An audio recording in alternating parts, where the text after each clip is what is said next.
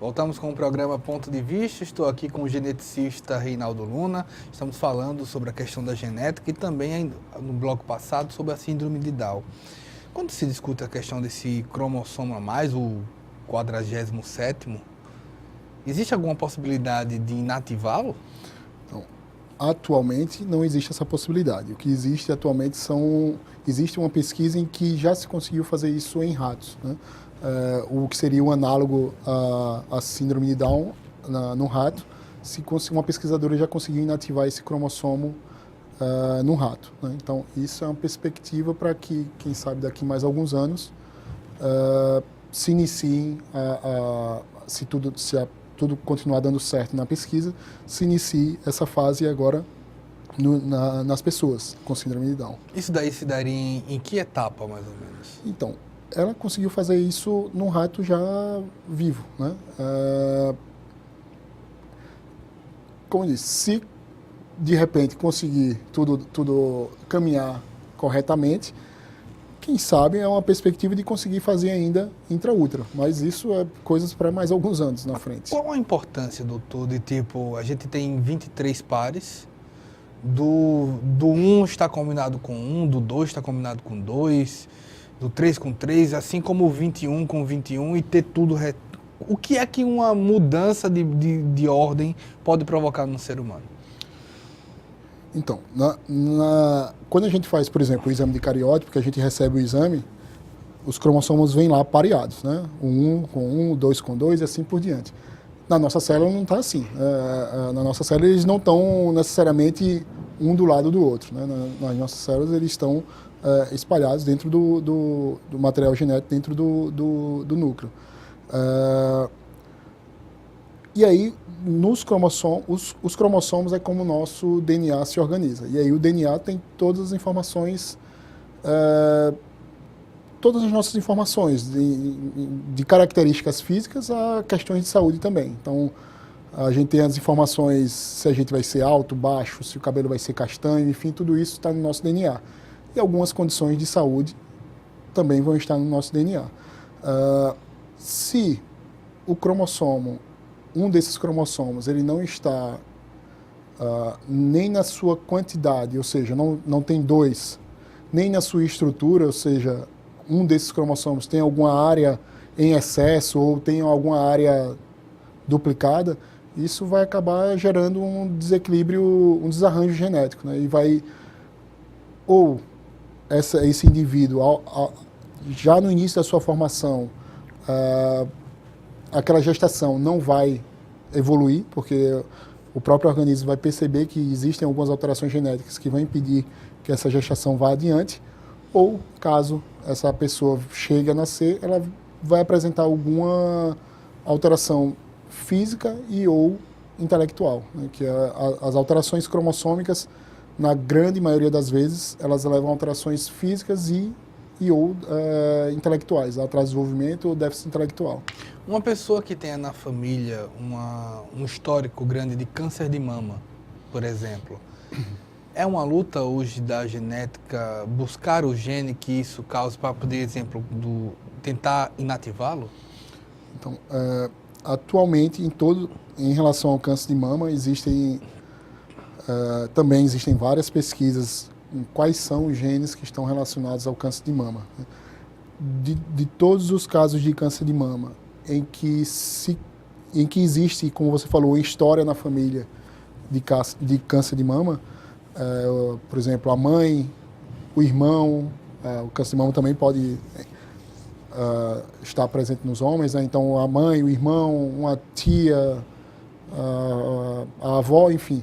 Quando se percebe essa história familiar de câncer de mama numa família, esses indivíduos têm indicação de fazer o exame para tentar ver se descobre qual é o gene que está relacionado, né? Então, de todos esses casos de câncer familiar, ou seja, que se observa a repetição na família do câncer de mama, em torno de 10 a 15% eles têm uma causa já conhecida, né? Que são as mutações ou no BRCA1 ou no BRCA2. São os principais genes relacionados ao câncer de mama, que não estão só relacionados ao câncer de mama. Existem alguns outros cânceres relacionados a esse gene também. Câncer de próstata, câncer de ovário, câncer de pâncreas, são outros cânceres que também estão relacionados à mutação no BRCA1 e no BRCA2.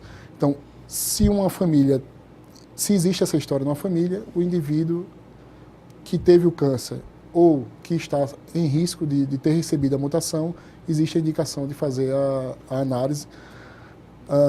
Para confirmar isso? Isso. Primeiro, para confirmar. Segundo, para fazer aconselhamento genético para as outras pessoas que estão em risco. Por exemplo, se você detecta o câncer de mama em uma mulher, essa mulher tem filhos, existe o risco dela dos filhos terem herdado essa mutação. E dela. como é que se dá esse aconselhamento?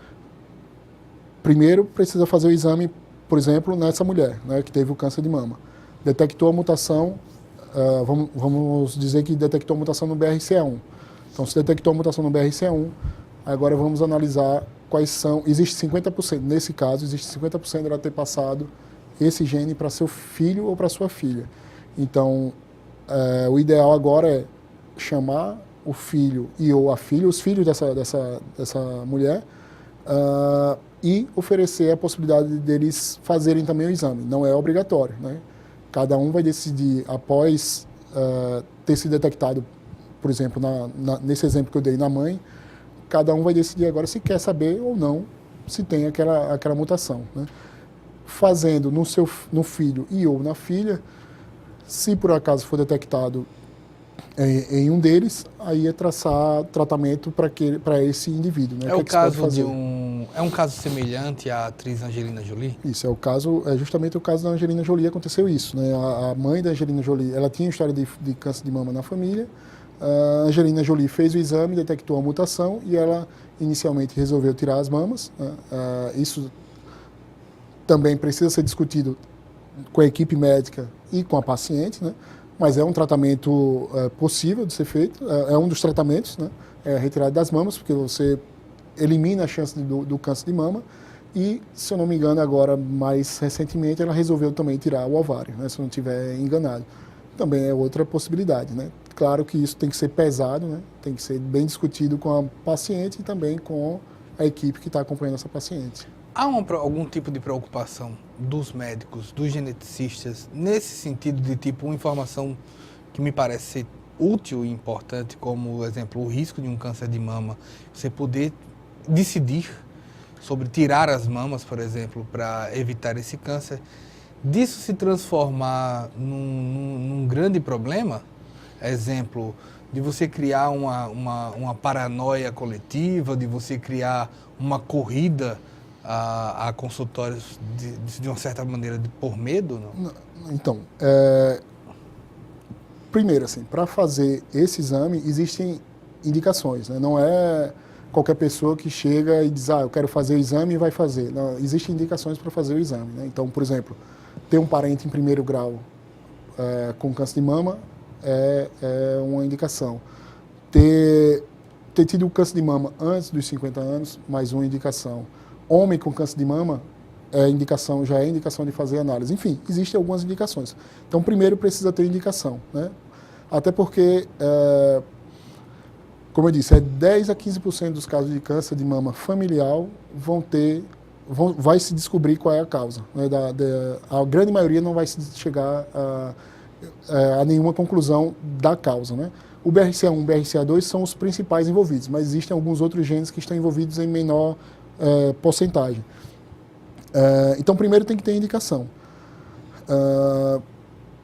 Então, nenhum cirurgião, nenhum oncologista vai indicar a retirada da mama para qualquer caso. Para um caso, se você não tem história de câncer de mama familiar, por exemplo.